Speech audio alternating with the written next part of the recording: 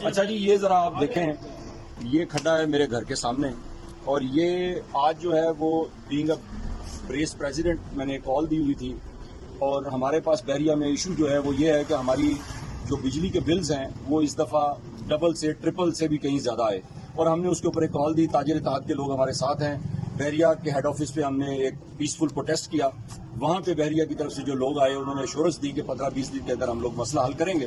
اور ہم لوگ ابھی گھر پہنچے ہیں تو 1 گھنٹے کے بعد بحریہ کے یہ لوگ آئے ہیں، انہوں نے دروازہ میرا چیک کیا ہے اور کرین لے کے آئے ہیں. 15-20 لوگ آئے ہیں اور انہوں نے یہ کھڈا کھودا ہے، اور میٹر کی جو ہے وہ آپ دیکھیں کہ تارے کاٹ دی ہیں. دنیا کے کسی قانون کے تحت آپ کاٹ نہیں سکتے. بدماش بنے ہوئے ہیں، یہ بدماش بنے ہوئے ہیں، اور میں چاہتا ہوں کہ میڈیا اس چیز کو اٹھائے. آپ لوگ جاگیں گے تو یہ مسئلہ حل ہوگا.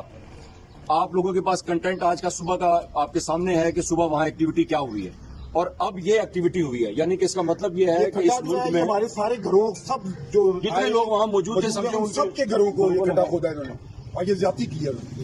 نہیں، انہوں نے یہ میسج دیا ہے کہ ہم سب سے بڑے بدماش ہیں. یہ میسج دیا ہے. یہاں نہ کوئی گورنمنٹ ہے، نہ کوئی فوج ہے، نہ کوئی پولیس ہے، نہ کوئی قانون ہے. ہم بدماش ہیں، بدماشی کا قانون چلے گا یہاں. انہوں نے یہ میسج دیا. ہم نے پیسفل پروٹیسٹ کر کے جب ہم ان کے ہیڈ آفس گئے ہیں وہاں سے انہوں نے ہمیں بڑی اچھی طرح ٹال دیا کیونکہ بندے تھے وہاں پر موجود. انہیں پتا تھا لا اینڈ آرڈر سچویشن ہو جائے گی. یہ بدماش ڈرتا ہے جب لوگ زیادہ ہوتے ہیں، جب اکیلے میں بدماش حملہ کرتا ہے.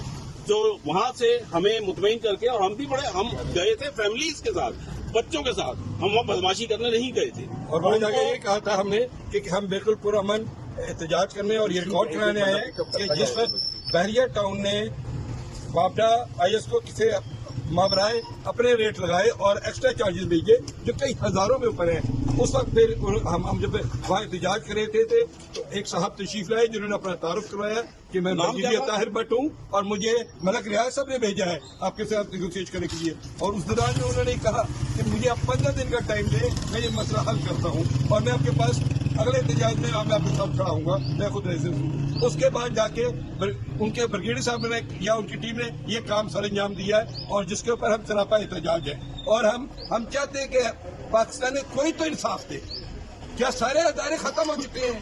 ایف آئی اے، سی آئی اے سارے ختم ہو گئے ہیں. پولیس، آئی جی پنجاب سارا خاموش ہے. کیا یہ سب ملک ریاض کے خریدے ہوئے لوگ ہیں؟ کیا انصاف اس ملک میں کس کو نہیں مل سکے گا؟ کیا ہم جو پاکستان میں پھر ایسا کریں کہ ایک بارود بھری گاڑی لائیں اور پورے بحریہ ٹاؤن کے ریزیڈنٹ کو اڑا دیں؟